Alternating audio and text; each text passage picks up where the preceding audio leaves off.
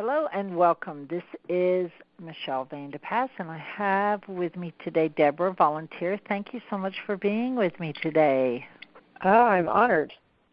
So we are looking at your back cover today. Let me get that. And we're going to look at what you've done and where you need some help. So for the people listening in, give us a brief synopsis of your book.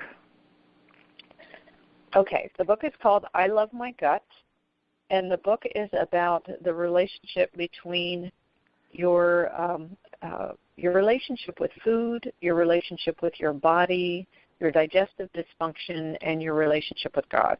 Wow, that's a lot, all in one. And your struggle, well, not a struggle, but your task, your challenge, I should say, for today was to start writing your back cover, and then I'm going to help you through this. There are some specific exercises to go through in the Sell More Books course, which I think is the template that you went through, which was how to write your back cover. And the first thing that you put together for me is, who is this book for? So I'm going to read some of these, and I'm going to give you some feedback as we go. Is that all right? I'm just going to go through step by step what you shared with me. So who is the book for? People who struggle with emotional eating, who want to manage weight, who want to feel more comfortable in their bodies, who want to settle and soothe digestion discomforts. I think everybody can relate to all of those. Those are very clear. It is specific, and most people can relate to at least one of those. If you're going to put those on the back cover just for space, you may not put people who. You might just put one bullet that says people who, and then the bullets underneath struggle with emotional eating, want to manage weight, and so forth. It depends how it actually lays out, but that's just a space saver. Okay. Then the last one you have, people who are open to a spiritual approach to healing their bodies. From a marketing perspective, this is very tricky because you want to attract people to you who are open, and yet spirituality is something that for most people is just ingrained into them. And so if you were to actually put that on the back cover, it's a little bit of a mixed message, and I don't exactly know how to explain this, so I'm just going to talk for a minute. To start with, you're saying people who are open, and so I feel like I'm a spiritual person, and I have a little bit of a trigger reaction. What do you mean, am I open? Of course I'm open, but how would you know if I'm open? I have a deep spiritual practice already, and then my mind goes off. Okay. So the first 4 points feel like, oh, yes, I can relate. Oh, yes, I can relate. Well, no, I don't have digestion discomforts, but sure, that feels really easy, like those first 4 feel really easy. I think to attract the people who are open to a spiritual approach is more like 2 sentences about your approach on how you approach this work. I think that'll be more settling for me. So that might be something like, Debra approaches her work so that she combines the mental, physical, and spiritual aspects of eating, something like that. So you're talking about how you approach it rather than asking other people if they're open. It's a little bit, if I say, are you open to losing weight? There's just something there that's triggering for people. Okay. Right? It's a very subconscious piece. And so why would they want to read it? This is such a great exercise because it puts you in the shoes of other people. Why do they want to read it? They want to lose weight. They want to stop eating when they're stressed or stuck. They want to feel better about their bodies. They want natural solutions. They know there's a deeper truth within the struggles with their bodies. I love that. I think, again, that's part of your you started 2 sentences that I'm going to keep reading here, but you're going to do your 2 sentences that are Debra takes a complete holistic approach, mind, body, spirit, and so forth, and she knows that often there is a deeper truth inside people's bodies that cannot be addressed with medications or surgeries or even healthy diets. Debra works hard to get inside those deeper truths because that's more about how you work, right? Yes. And so that's going to be the paragraph about you. That's going to be a really powerful paragraph. Who will benefit? How will they benefit? So again, this is a lot of the same information, just written in a different way so that we can put the benefits right on sales pages, back covers. This goes across copywriting everywhere. Even emails. And you and I have talked offline a little bit about emails. This is the same piece that you're going to carry through everywhere. What's the benefit to me? Why do I care? So I'm going to understand my body's messaging system. Okay? What does that mean? So I need to know even more specifically, what does that mean? I'll develop a relationship of love, honor, and respect for my body. So I want to probably even say my body. Realize love and mercy that's available to them in their struggles. I think love and mercy is interesting from a sales and marketing perspective. I don't know exactly what that means, so I think that, again, that comes from your perspective, that you work with people from a place of love and mercy and help other people honor that inside themselves. And that the body mirrors the relationship with the deeper truth and the relationship with God. That's really powerful. That's probably the most powerful piece. The book helps them understand and address the challenges from all of these angles, and the outer life and the spiritual being simultaneously. I think there's something really there that's extremely powerful, that the body mirrors your relationship with God and your deepest inner truths. And you help people get to those inner truths through love and mercy and honor and respect. So there's no shaming going on. I really get that you don't shame people. Absolutely.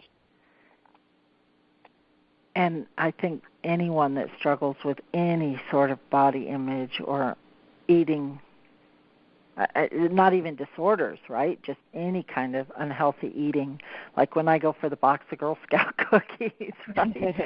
Because most people have moments in their life when they do that, and then we feel shamed because we know better. And I really get that you don't shame people, and I think that's so important to just say that. Yeah, I actually have a specific segment on dealing with shame, where we really just turn it into a different way to look at it, so that it doesn't run away from us, and we can actually love it. So what is your take, since you're very open about using the G word, God word, and that triggers so many people, are you looking to only attract people that are comfortable just out front saying your relationship with God? No, and you know what's really interesting about this is I did this very late at night, in the middle of the night, and I used the God word all over the place. And typically in what I do, I don't use that word. I use, I'll use all kinds of different. I may use it at one place, but I'll also use, a number of different other names for it, source, spirit, universe, whatever. So I'll interchange those to make it more open. I'm not sure why I just consistently used God here. Just did it. So I'm wondering, so let's go deep into that for just a minute, if you don't mind. Mm-hmm. I'm wondering if it's time, and your particular audience is going to relate to just using the word God.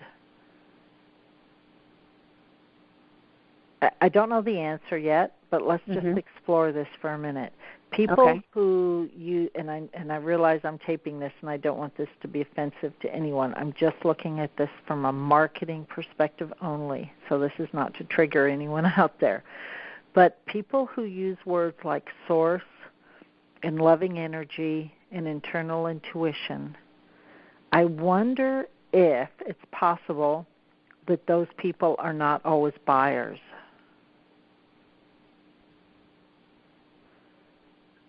At least in your world, in this business. And you can tell me if that's true or not. Are they tire kickers? Are they people that search and search and search often? Yeah, and again, I don't mean this as a judgmental thing either, but maybe what's coming to me as maybe tire kickers is a way to say, just someone who's looking at the surface but not really wanting to dive into the deep end of the pool. So sometimes what I have found, and I attract a very woo-woo, loving energy, it's all about intuition audience, right? That's totally who I attract and who I love to work with. And sometimes we're so scared of just saying God that we're deflecting off what the real issue is, just generally, not you or me, right? So I'm wondering if it is time for you to just say, this is it. This is about your relationship with God. I'm holding this mirror up, and this is the truth. And so I might challenge you to just put that out there, and then maybe in an intro in the book say, not everyone resonates with the word God. It's a word that works for me, or even as one sentence on the back cover. If it helps you to work through this material, substitute a name that works for you, whatever. Or to let people know that it's not a religious bias in one way or another. But it is about the piece of you that represents God. I see. I'd be careful even saying that because I think you have to be really clear on who your audience is that's going to buy. And sometimes we try to go after the people we resonate with or our tribe or the people we like to hang out with, and those are not always our buyers. Right. And so my friends are not my buyers. The people I go dancing with and potlucks with, they're not my buyers. Right. Okay. So that's just a piece to keep in mind generally. Yeah. Okay, I'll sit with that one. And I like the word God as the way you've described it here. That basically what you're saying is my relationship with God is mirrored in my body. Yeah. You're going to help me get to that. This is deep, deep work. It is deep work. Deep work, yeah. And I can tell from that. And you're going to help us overcome negative self-talk and judgment. Nice. Make better food choices, better eating habits. Yep. That's all standard. What need is fulfilled by reading the book, release fears around food. Yeah, I think everyone can relate to that. And eat in a way that supports the body. And so what you hope they'll say about your book after you've read it, it would be nice to have a testimonial that talks about someone else who says, I have found peace. Let me go back. I just lost it on my screen here. Let me see. I actually included testimonials right after that, actual testimonials. Yep, I see it. Okay. And so I just put a bunch of them in there for us to be able to use, and then I actually selected a couple of them for when I did the put them together in the first draft of the back cover on this, on the 3-foot-tall book. Yeah, all of this is really good, and all of this can go on a sales page. I want... yeah, and these are from people who have done the program. This is based on a program that I've offered for a few years now.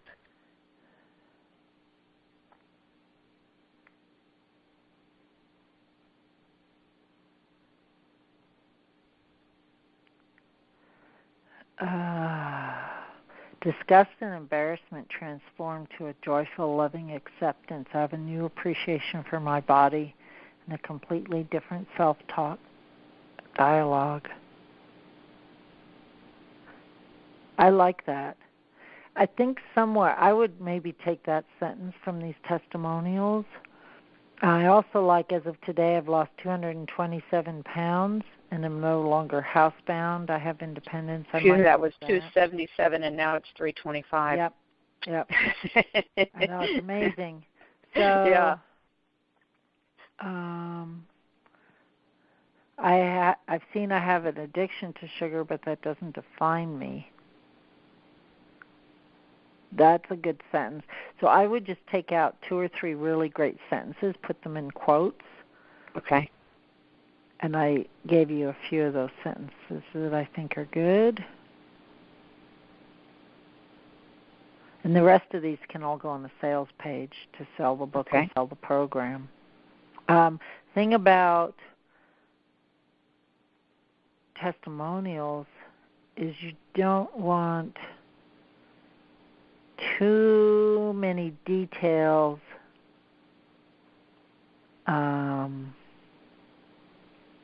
Like sometimes one sentence is more powerful. Otherwise it gets lost in the words. Yeah, it gets lost, right. It just gets lost in the words. That's a brilliant way of saying it, Debra. Yeah. Yeah, and these are amazing testimonials. So I find it really interesting that you have a testimonial from a mother with a child. So is this, so I just want to go to this very first testimonial. Is this person who's now 6.5 gluten-free? Yeah, she definitely was at that time. She was at the time we worked together. So let me. This wasn't. I'm sorry. Go ahead. The thing about this testimonial is, I think it's really exciting to have a testimonial about how this even helps the children. I'm confused if you eliminated lots more foods. Oh, I see. It's a long it goes on. I thought it was another one. Okay. The stomach aches are gone completely, but I don't understand if she's still on a very restrictive food diet and if you continue that. So I'm just a little confused about that. Yeah. Yeah, so it's kind of a, there were several different things that we did. That was actually individual work. It wasn't a program, but, I mean, the program would have gotten to it also. It involved the energy healing work. It involved helping her with some emotional stuff, and it involved helping with just some habits with the way that she, one thing, she didn't like drinking out of the water fountain at school, and that had so she didn't drink water all day, and so we just got her a water bottle to take to school so she could drink water throughout the day, and that was one of the things that made a huge difference. So I would like to see something that working with children often is just 1 or 2 small things that completely transforms their own relationship to their food. Right? So take this whole experience and turn it into a benefit. So I have a child. To get my child to do some coaching around food would be like she'd have to be in the hospital bed before she'd want to do that. And so if she thought, I can just make 1 or 2 really small changes, she might be willing to do that, right? And I think most kids are like that. So they need to know. Now, this child was younger. My child's a little older, so she has some say in what she does. Right. Well, interestingly, maybe I should write something up because I've done, like, every semester, there's a local middle school here that I go and do presentations to the 6th and 7th grade class about food addiction and advertising traps and the junk food that they're eating. So, and those are a lot of fun, and I get a lot of really great responses from the kids in that. It's just a one-time, presentation for the classes, but I think that would be great to just add something in there. Deborah's work with the middle schoolers has been transformational. That's enough information to let me know you also work with children. Okay. Right? With that one sentence. Yeah. Okay, so now we get to the actual back cover.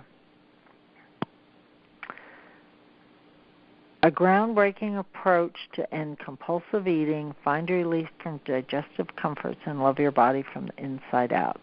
Great line. Great line. We want to hit people who are not just compulsive eaters.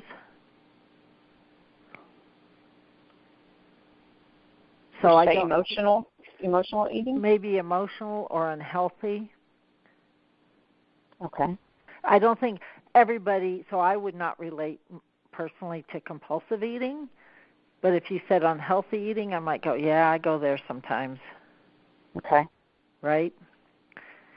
Especially for a book, you want to hit a more general audience. On the sales page, you might make two different sales pages, one for obese people and one for people who just occasionally eat a box of Girl Scout cookies, because you can help both of those people. Okay. But it's slightly different sales copy on a sales page. But on a back book cover, you want to hit a broad audience, unless you're really honing in. But I think this book can hit everybody. Okay. Yeah. I mean, unhealthy, there's like 15,000 different conflicting definitions of what that is. But it does hit a broad range. So that's very interesting. I think that might be an interesting sentence to put on the back cover. With 15,000 conflicting definitions of what unhealthy eating means, no wonder we're confused. No wonder our bodies are confused. No wonder we can't figure out whether grapefruit is good or bad for us. Right? Right.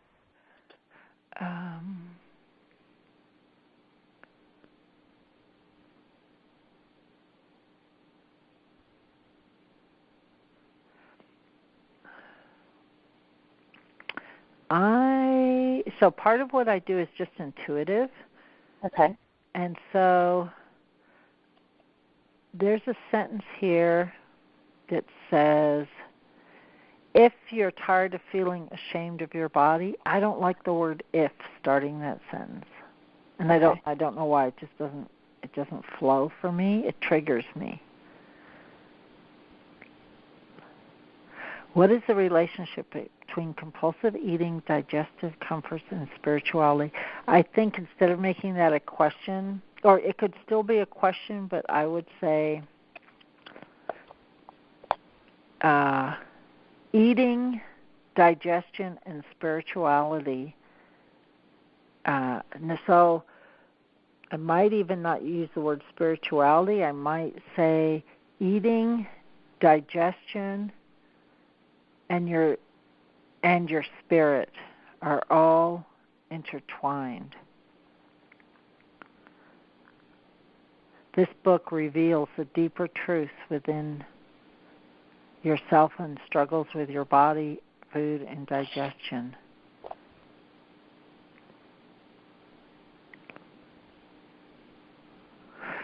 Your paragraph is really powerful. I'd like to just tighten it up a little bit. Okay.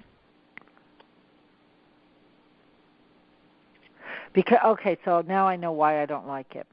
Because I don't care what the relationship is.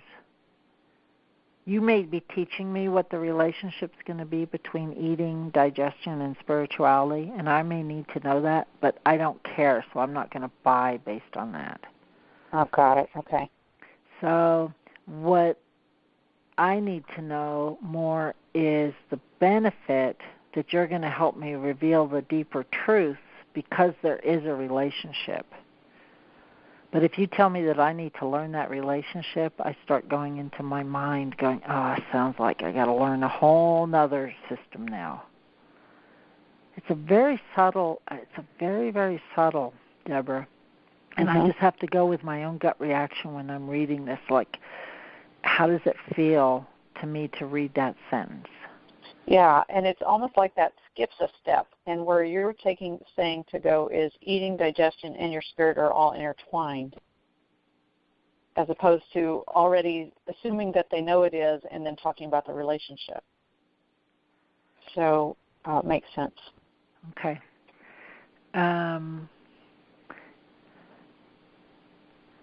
If you're tired of feeling ashamed of your body, feeling out of control, or living at the mercy of your own digestive dysfunctions, I Love My Guts is a must-read. I put that in quotes. That sounds like a testimonial. Okay. And it's good.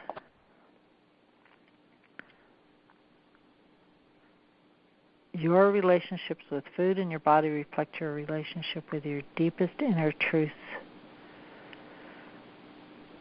And that is mirrored in your relationship with your body and food, your relationship with God.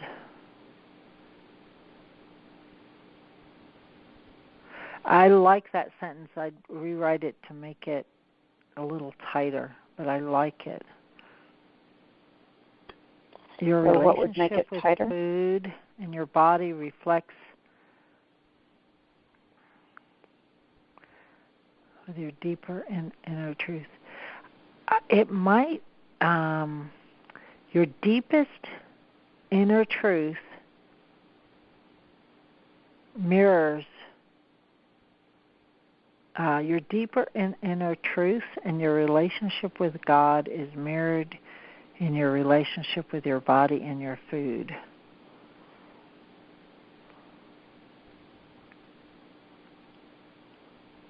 Discover your own inner subconscious truths and how they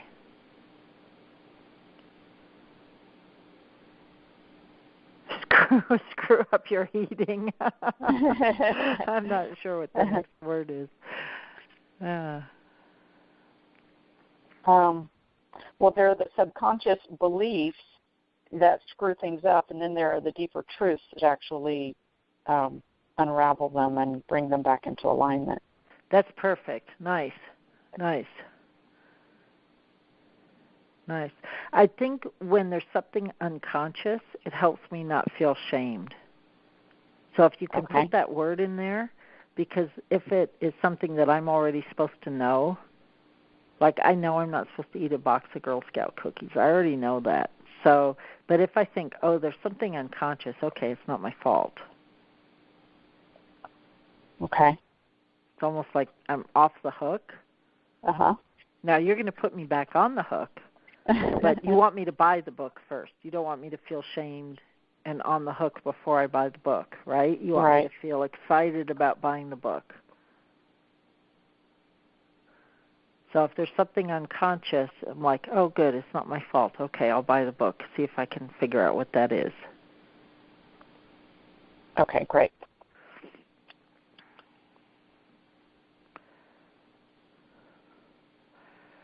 I Love My Guts ties together principles of spiritual evolution, phases of the human journey.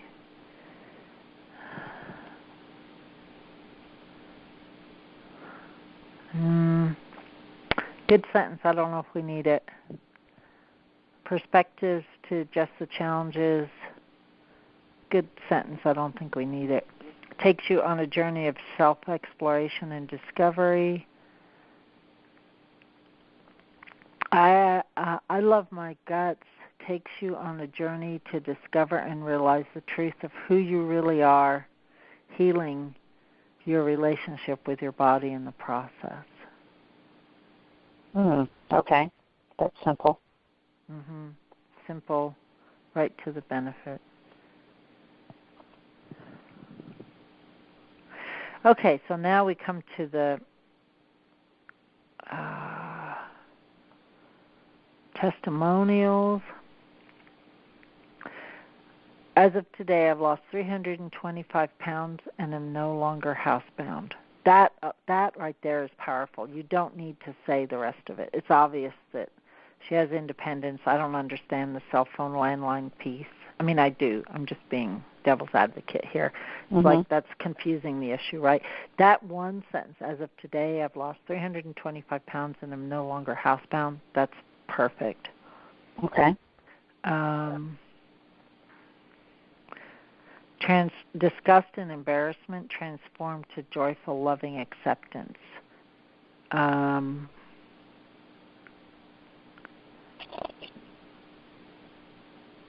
That's a good sentence.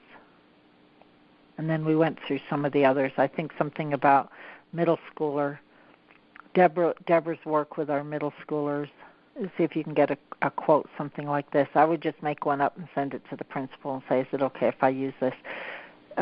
Debra's work with our middle schoolers has transformed their relationship with their bodies at a time when they need it most. Signed principal, something like that. One sentence. Okay. And that just lets us know you work with kids. And then I love this picture of you. I'd crop it in even a little bit closer. Beautiful picture. Thank you.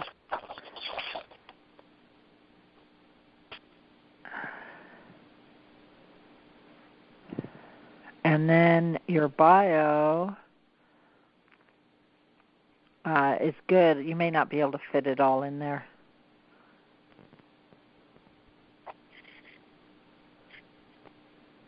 You can take out helps people worldwide discover the health they want. I think that's really obvious that that's what you do.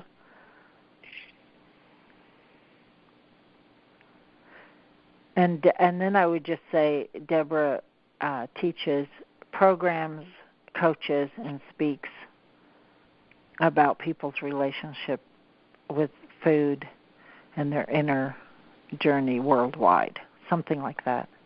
Keep it more open rather than specifically about the 7-step process. Okay. Say that you teach programs, coach, and speak.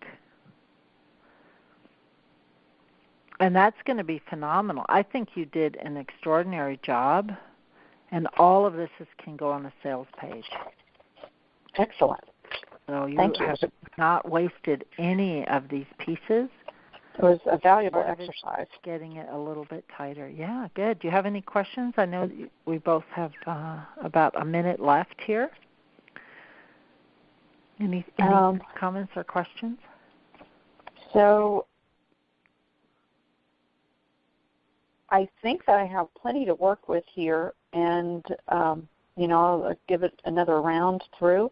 I guess, well, one question would be, how many words can actually fit on a back cover? How many words should the back cover be? So I would make it briefer, more bullet pointed. You can fit a lot of words on a back cover. And I think in the Sell More Books program, we use Brene Brown's as a back cover as one to look at. She's got a lot of words back there, but people are likely to sit and actually read it. You want some words, but you want some space.